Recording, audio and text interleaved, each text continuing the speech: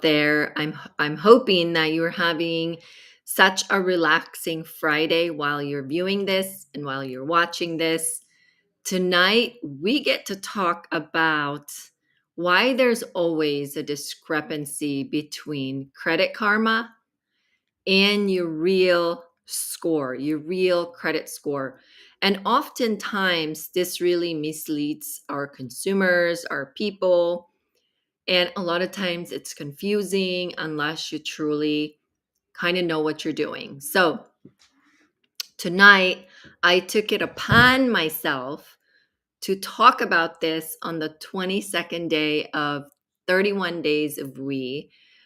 Happy Women's History Month. And we're almost there, you guys. We have, let's see, we have 9 more days together.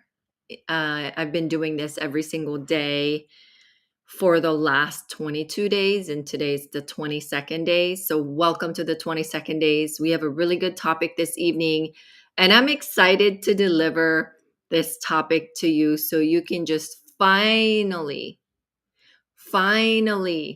clear it out in your head, the difference between Credit Karma, who, by the way, does not bring you good karma. I'm always saying that because it doesn't. It's not the real. It's accurate, but it's not the actual. It's accurate Vantage 3.0 score, but it's not accurate if you're looking for something else. So all of the scores are accurate. It's just a matter of knowing what you're looking at. So I'm going to share my screen to you so we can talk about this because there's a ton of confusion out there when it comes to Credit Karma. All right. The question that was posed was, why is there such a large gap in scores on Credit Karma and scores on Equifax? That was the question. But I think it's safe to say that Credit Karma versus the other credit bureaus, because there's only 3 credit bureaus, and we'll go over that here in a little bit. Hi, everybody. My name is Kareen Mills. It rhymes with bills. You know the one, the dollar bills. I'm a financial educator empowering women to get rich and give. Part of empowering you and part of getting rich is truly financial literacy and education. And part of financial education is being educated about your credit. And I get this question a lot, or I get exposed to this a lot, where people believe that their Credit Karma score is the same as their real score when they go apply for something. In fact, it's not exactly the same. And I always like to screenshot and post a screenshot on my slides here as part of it to show you guys that I did not just make up this confusion just to create something. It was actually a question on the internet. Why is there such a large gap in scores on Credit Karma and scores on Equifax? And I am going to say that there's 3 different credit bureaus, not just Equifax, but in this particular question, it was referring to his or her Equifax. And the discrepancy that they're seeing on their particular score, every person has a different score, by the way, because remember, you have a different credit profile. That's why I always laugh when someone compares themselves to others and say, well, my neighbor got 6%. Why am I getting 7%? We drive the same car. We finance the same term. Why is it? Because you don't have exactly the same things on your credit. Like, it's ridiculous when you do that. You sound very ridiculous when you do that because there's so much more than just driving the same car. And when I was in insurance, I used to like get the same thing. Like, why am I paying more money than my neighbor? We drive the same car, or my car is newer than his car, blah, blah, blah. Because it's not just as simple as that, just like your credit score. It's not as simple as that. Okay, so this is the question that we are tackling this evening. Okay, Credit Karma, and I'm going to go Credit Karma to Vantage 3.0. There's two different scoring models that is being in question here. We're not questioning just Credit Karma that brings you no good karma, but we're also questioning why is it not matching your real scores? Because you're referring to two models. There's two different credit score models. Credit Karma uses the model Vantage 3.0, while Vantage 3.0 is accurate in its own right. It's just not the same as a FICO scoring model. It's not. The next scoring model we're going to talk about is FICO or FICO version number 8. FICO 8 is FICO version 8. You're talking about Credit Karma, and I'm going to go back and forth because I need you guys to get this. This is something that you really, truly need to understand. Credit Karma is to Vantage 3.0. Lenders, normal, regular lenders, is to FICO or FICO version 8, aka FICO 8. Now, I've been challenged before where my credit score is 900. It's FICO. FICO 8 only goes up to 850. It doesn't go beyond 850. Now, you might be looking at other FICO versions, right? There's an auto FICO, there's a mortgage FICO, there's all kinds of FICO. But 90% of lenders are going to use your FICO 8. And if you are leaning independent on the information in your Credit Karma, while it is accurate for Vantage 3.0, they're all accurate. You're just using the wrong information. You're not using the same thing as the banks or the financial institutions are using when you borrow money or when you ask for money.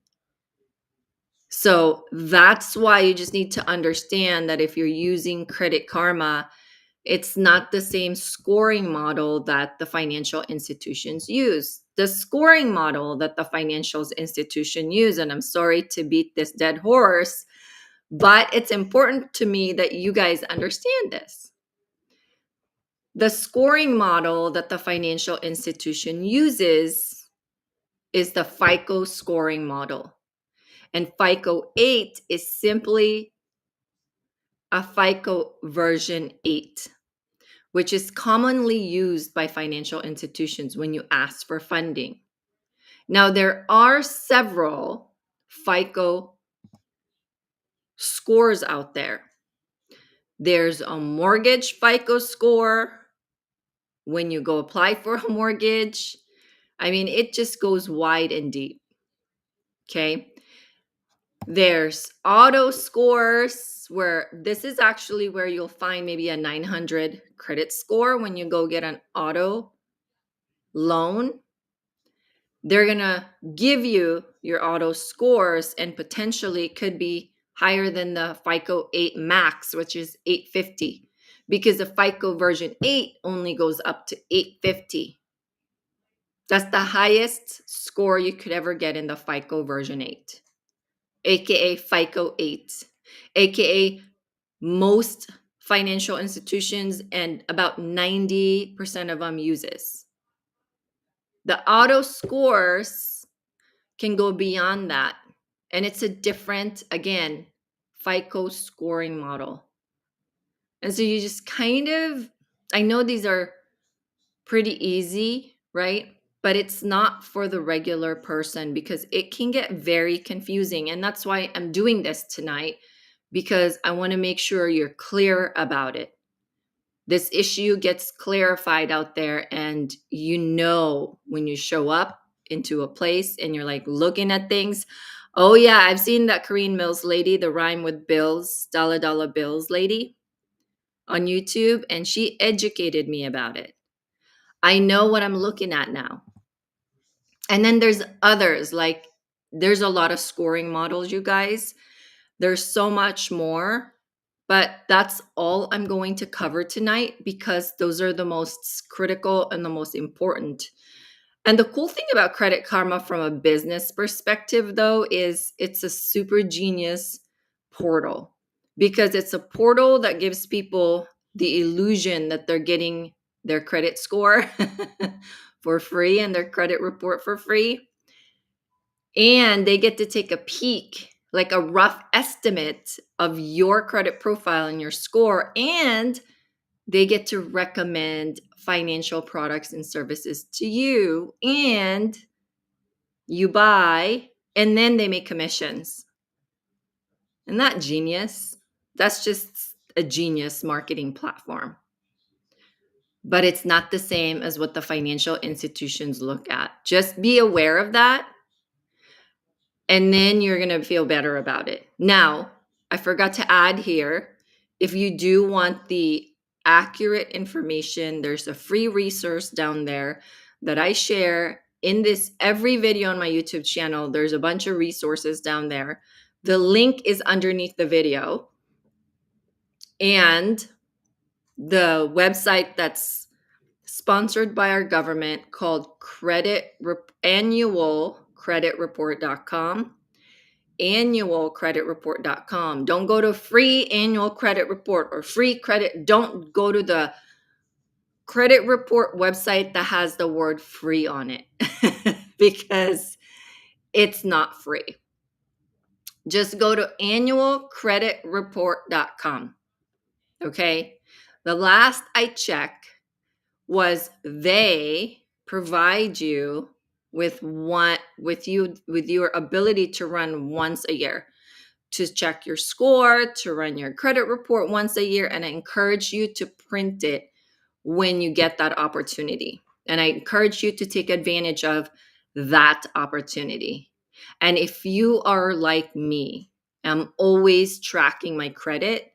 There's also a monitoring service down there you can click on, and you can run your credit and you can give it a trial for $1 for the next 7 days. It's accurate. There's a link down there that you could subscribe to get your accurate credit report. I like to plan. So for example, if we're looking for another Airbnb, I like to keep track of my credit to make sure that when we do submit an application, that it is in its tip-top condition.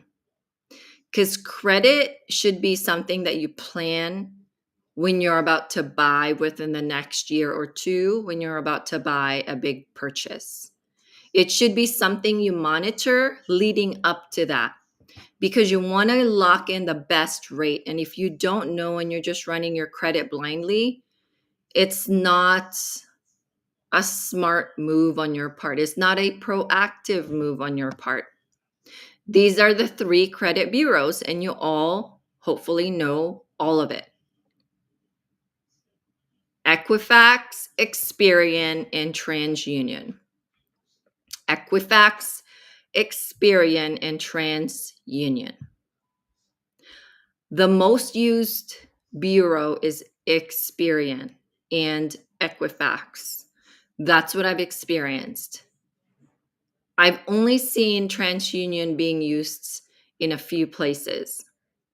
The reason I'm telling you this is if you ever are applying for something, now if it's a mortgage, it's going to be the merge credit report. They're going to look at all the bureaus.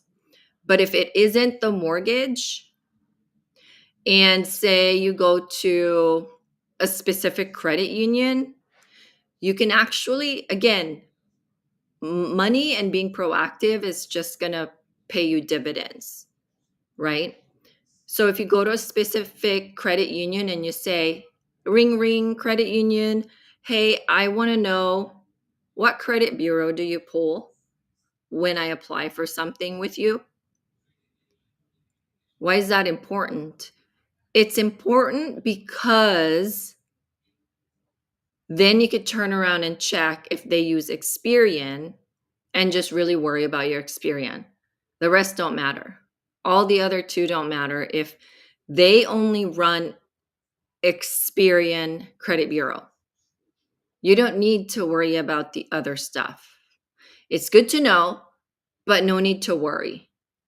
So when you apply for, let's say, American Express, only use Experian to run your credit. They don't run the whole thing. They don't do the whole shebang. So it's always good to know to find out. You can probably even Google it, like Google Bank of America, what bureau do they use when I apply, whatever. It'll be public information because then you can strategize and see, okay, let me check my Equifax if it is Equifax. Let me check my Experian if it's Experian and not have to worry about the others. Although you still have to make sure and maintain the others, but it's just really saves you a lot of time. That was my pro tip. I already gave it to you. Call the financial institution, ask them about which bureau they run, and you'll be good to go. There you go, guys. All right, guys, my time is up this evening. Thank you so much for watching. If you love this information or if you like all the other information that I've shared, make sure you subscribe below. And if you really love it and you're learning so much, make sure you share it on your newsfeed. Share it to other people. Tell them to subscribe to the information because I'm going to continue to do this a lot, with the exception of this month because I've been doing it every day this month for Women's History Month.